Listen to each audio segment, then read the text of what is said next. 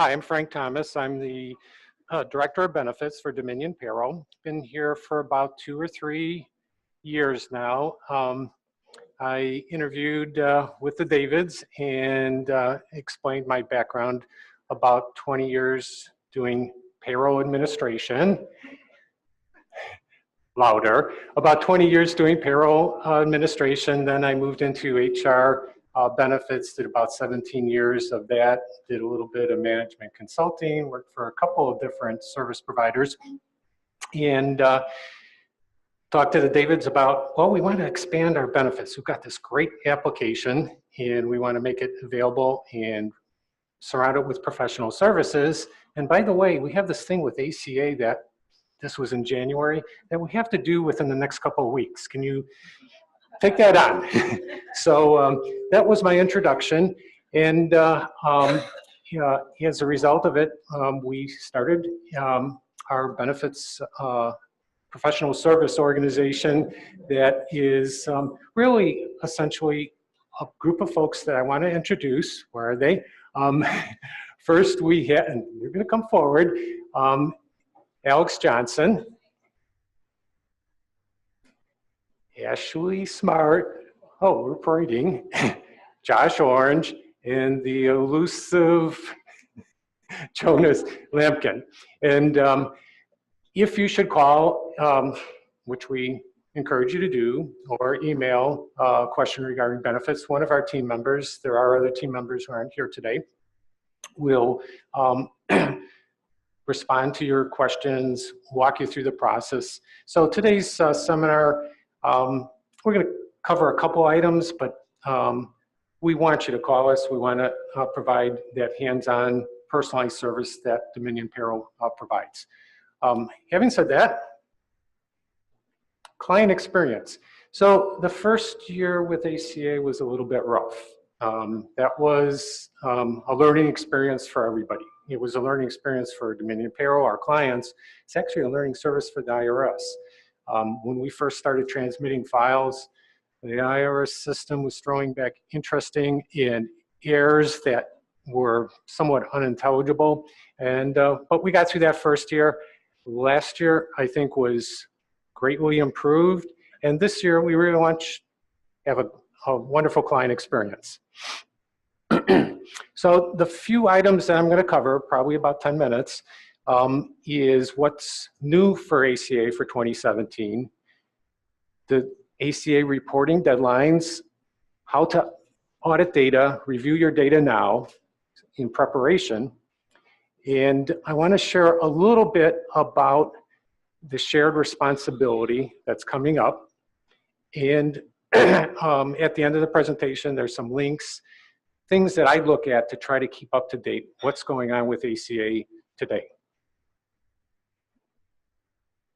So the first thing I probably should ask is, how many of you are ALEs, applicable large employers, for purposes of ACA? Raise your hands. Okay, which means the rest of you, this part of the presentation, you can kind of relax. So what's new? If you are an ALE and you have to file a 1094-C, as of October 10th, the IRS released the final updates for this year. And the changes for ACA for this year are minimal. So if you were expecting some big change or something new for compliance, the good news is that is not going to impact you this year. There was, in the first year of ACA, a transition relief rule that allowed employers to avoid shared responsibility payments based on their size or different size criteria. The transition relief rules expired. So as a result, the 1094 form highlighted here, that was a transition relief claim. You can no longer claim it. The IRS has kept it on the form as a reserved. So you'll see it there. It's not a typo. It's grayed out, and the system will know not to check that box. The other change, and this again is a kind of a minimal change, on the employee instruction sheet, there's a paragraph, instructions for the recipient, and a link. In the presentation that we post, you'll be able to follow that link and see what that instruction, where that goes. But essentially what it's doing is telling the employee that they must now, when they do their 1040, line 61, last year they could leave that blank. This year, IRS is saying, nope, you have to fill in and you have to say you were covered all 12 months, or no, you weren't covered all 12 months, and then calculate what your shared responsibility payment is. So those of you who are tax-minded and understand the 1040 filing, that's going to potentially have employees coming to you say, I need that form, I need to know what months I was covered. And but that's a minor change to 1095. I don't have a copy of the 1095. It's kind of fine printed in the data mailers we have, but some employees will probably follow that and take them to that website page. I encourage you to follow the link, just familiarize yourself with that. We have kind of a process, a dual step process to bring our systems up to date. In October, the release we did this month, we did some of those updates so that you can start reviewing your forms. And then the final update for the system will be December 15th. After December 15th, we'll give you a notification communication, and at that point, you can approve your forms anytime up until our deadline. And I'll say it probably 3 or 4 times in the presentation what that deadline is. So, last year, all employers are granted an extension to till February to give the employee forms out. So far this year, IRS is not granting that automatic extension. So, as it stands today, the due date for the W-2s is now the same due date for the 1095 forms. So, it's very important. Penalties, obviously, if you don't provide the employees the forms, similar to W-2 penalties for not providing timely forms. A few of you who are out there don't use our ACA compliance services right now might wonder, well, why not? What's my criteria to determine that? We have continuously, we look at our client base and look at the size of the clients and see if any of our clients are approaching the size where they need to comply. And the number is 50 full-time employees or full-time equivalents. So if you have a lot of part-time people, you aggregate all their hours up month by the year and it calculates. And if you have a lot of part-time people, you can bring you over that 50 full-time limit. There are some limitations in our ability to identify clients who may need to comply. One of those limitations are if you have payrolls that we're not processing, we don't have visibility of those. If you're part of an aggregated group where you as an employer have common ownership over other businesses that you we may not have visibility to, those businesses have to be aggregated together in account to determine if you're over 50 employees. So that happened recently. We had a small company, 8 employees, and they called us up and they said, we need to have ACA compliance. And go, well, you only have 8 employees. They're part of an aggregated group with other businesses, and their corporate office said, nope, you have to do this. So that could bring you into that compliance criteria. The other is if you have benefit plans that are self-insured and any size employer who has a self-insured benefit plan is essentially taking the place of the insurance company. And insurance companies have to issue a 1095B for coverage. If you're self-insured, you have to issue that 1095B. So you could have 20 employees, and if you have a self-insured plan, you would fall into the compliance where we need to help him produce the 1095s for you. If you think you just crossed over and you didn't use ACA services last year, contact us. We'd like you to contact us by December 1st so we have enough time to set up that service, test it out, and train you in terms of how it works. We have received client calls this year from a client basically said, we thought our broker was doing this the last 3 years, but they didn't. Call us up and we'll work with you to get you set up and retroactively set up the service. When do we need you to approve the forms? The most important part of the presentation, January 5th, that will enable us over the next weeks after that to distribute the forms timely so you receive them and can distribute them back to your employees.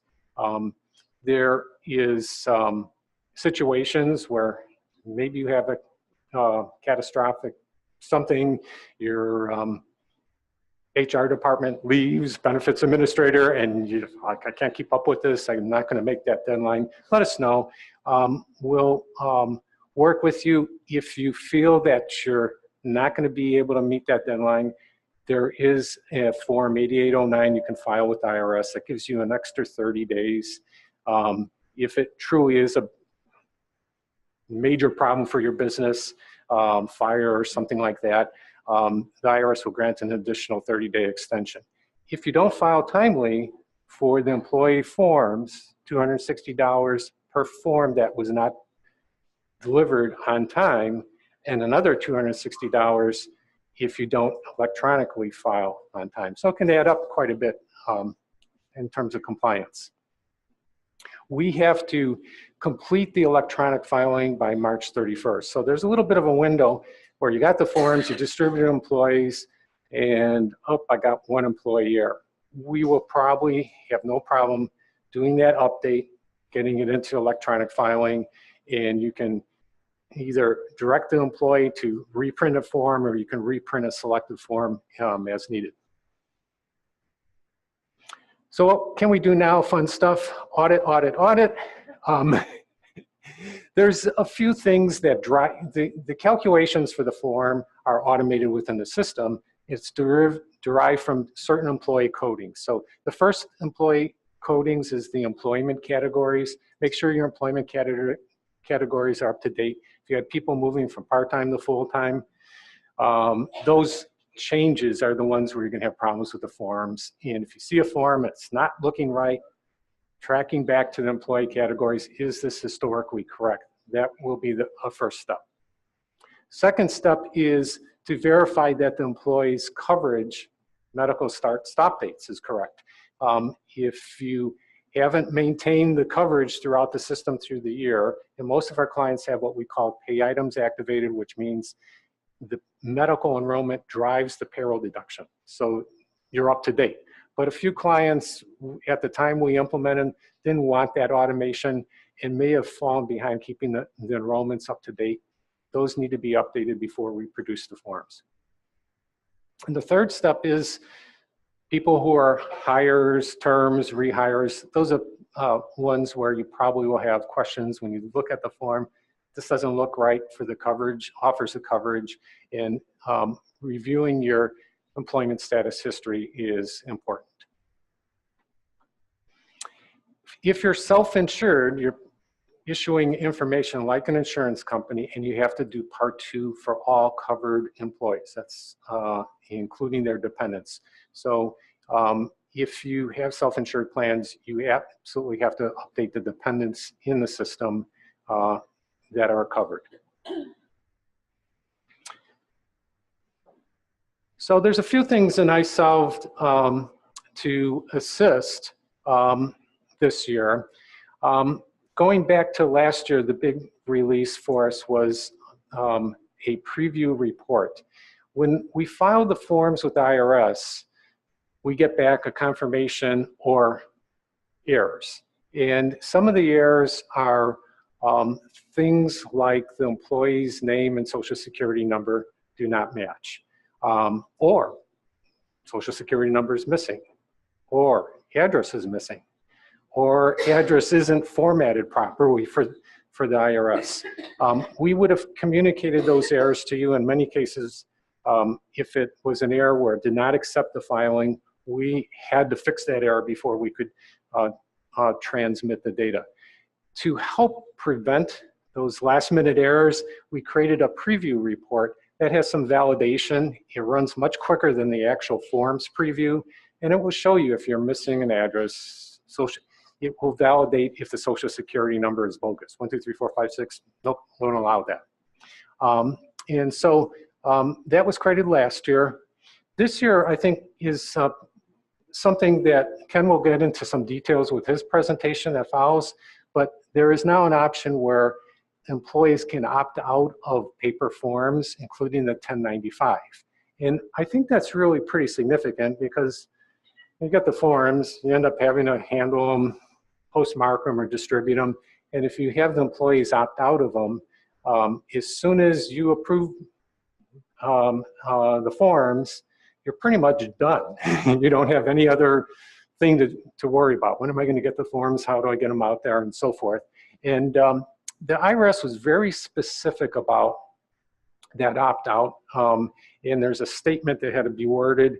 It would be presented to the employees, and once they agree to that, they can opt out of that. And Ken will give a little more details. For some of our larger companies, the forms, the first year or two, development-wise, it had the employee address on the outside of the form, and that was it. Well, if you're a larger company, you want to actually distribute to different locations. There wasn't a really good way to do that unless you knew the employee name.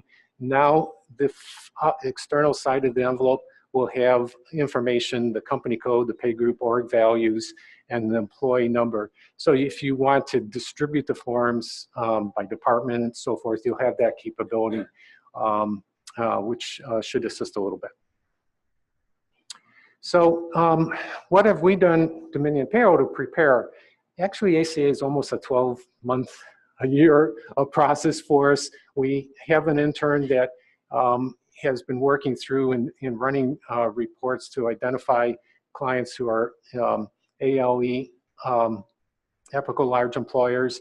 Part of the post-processing, which we did around April, is send back to you if you had a TIN error. That was an information. If you did not rectify that TIN error, it will come up again this year. The IRS has very specific rules. You're supposed to do at least 3 contacts to that to resolve it. Obviously, if the employee is terminated, you may never get that rectified. And quite honestly, the filing, if the Social Security number is correct, the filing is going to be okay. The system that's used for this is brand new with the IRS and is validating names exactly against the Social Security Administration database. So if there was a name change and it wasn't updated exactly the way the employee name change was with the Social Security Administration, that's what's causing the TIN error.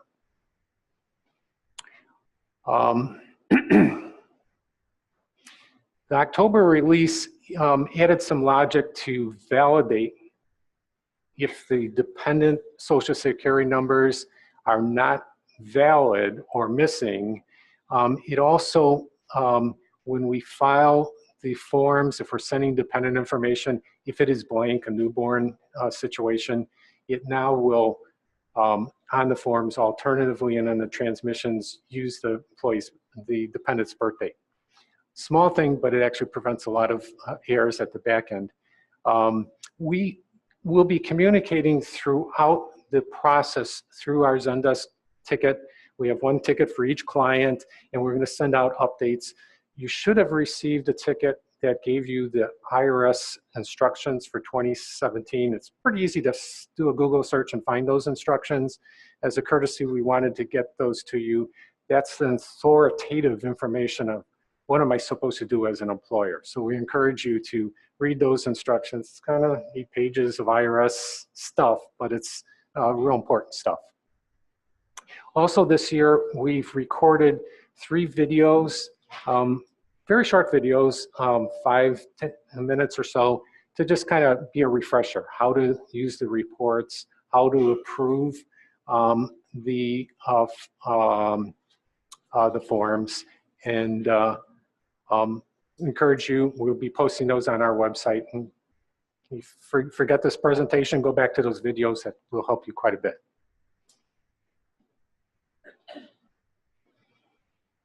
So there is a ACA checklist that is part of this presentation. Just things you can be doing now. There is the new training videos, and then in that communication ticket, we've included a preparation guide, the checklist, your prior TIN errors, and we're encouraging you to start reviewing your forms today. Main takeaways, deadline, proof form. If you have a need, you don't have the ACA set up, contact us right away so we get started on that. January 5th, press the button, approve forms, and make sure you, when you receive the forms, distribute to the employees or postmark them by January 31st. Okay, so where is the button? Client management, ACA setup, ACA forms approval. The button there, that's electronic signature. We keep that for our protection that you did approve the forms. If you approve the forms on time and then you realize, oh, there's something wrong, just give us a call. We can unapprove the forms. You can go in, make the correction, and then we ask you to reapprove the forms. Depending on where we are in the processing, we're going to start printing the forms after the W-2s. W-2s will get the priority, and then after the W-2s are done, then we're going to start the ACA forms printing. If we haven't printed the forms yet, there's nothing wasted. If we have printed the forms and you fixed one employee, you can discard that form for that employee and do that correction, and then online you can reprint that form to give to the employee, or you could ask us to print it for you. Okay, so there's a lot of verbiage on this slide. I copied it not to read to you right now, but shared responsibility payments. So we did the filings in 2015, last year 2016, and has anyone received a shared responsibility notice from the IRS? Nothing from the IRS. They've been real quiet about that. However, on November 2nd, tucked away in a frequently asked questions site, questions 51 through 55, the IRS started to reveal what they're going to be doing. And what they're going to be doing starting in December, you will receive a 226J notice, and basically will say you're subject to a shared responsibility payment. If you've done the right things, offered affordable coverage, if we filed correctly, you may not receive this notice. If you do receive this notice, you have 30 days to come back with a response and saying you disagree with that assessment. And if you find in your review that, oh, you know, there was an error, we didn't send in correct information on given employees, give us a call. We can assist making that correction. We're not entirely, nobody's entirely sure on the process in terms of what are these notices going to give you to help as an employer to defend your interests. The shared responsibility payments, there's schedules out there. It can be several thousands of dollars per employee. And there are some websites saying that employers receive $1 million bills. I don't think that will happen to any of our clients, but it is something that is going to be a concern. It's like, what do I do with this? Please alert if those notices go to a tax manager or somebody, watch out for them. If we start seeing them coming in for other clients, we'll send some communication on to you. There is a small likelihood, I think, that clients are going to be penalized because in the 2015 year, there was a good faith effort protection. There were transition rules. Again, if you did the right thing, should not be fearful of that. One other page. So the good faith effort did expire for the first 2 years. It basically said that if you attempted to file forms and you made errors, you aren't going to be penalized. There is an IRS Information Reporting Advisory Committee, IRPAC, and they make a recommendation. It's part of the IRS. They make a recommendation whether there should be, what's the best way to describe the recommendation? They're making a recommendation to extend the deadline for employers again for this year. So that recommendation was made the last 2 years, and they did extend the deadline. It wasn't until late in the year. So we may get an extra 30 days. We may not get an extra 30 days. The other recommendation is to extend the good faith efforts so that employers aren't getting that $260 per form penalty if they attempted to file information correctly and it wasn't correct. And then just recapping that Form 8809, if you really think you need more time, there's an online site. We can't file that form for you for an extension because it requires the employer's registration for the IRS. But if you do need extra time, you have to file that form before the January 31st deadline. The one other thing that I think is going to be in the news somewhat is the individual form 1040 at line 61. The IRS has announced that they're not going to accept that filing unless that's filled in. I think that potentially your employees are going to be really interested in getting this form timely. Last year, they don't have to attach a 1095 form. They're not supposed to attach a form with their filings, but they are going to be required to fill in this line 61. So it's very important to be aware of that, because that's probably going to come back to you saying, was I covered or not covered? Because they're trying to calculate if they didn't have coverage, what they have to pay on their 1040. Electronically, it won't allow the forms to be filed. So tax preparers, employees will be, and if they send in paper forms and that line is blank, they were allowed to do that last year. This year, they're going to be, their filing is going to be thrown in that pile where they're not going to get their refund. I include some links. One of the ones I like, it's a private site, but their information is real good. The editor posts a daily article about ACA that's really not too technical, and any changes in terms of delays and so forth, the ACA Times is what I look at. Kaiser has some real good sites that are it's nonprofit, very good information about ACA. And SHRM is another great site. And then the IRS has multiple sites. A couple of these, the instructions, shared responsibility payments, those are things I referred to as on the earlier slides. So these are available. If you find any that you think is helpful or is in conflict with anything we said or doing, let us know, and we'll educate ourselves. And of course, send us requests. We really look forward to supporting you through the process. Thank you for those who aren't ACA compliant for listening, and be thankful. All right, I'll introduce Ken.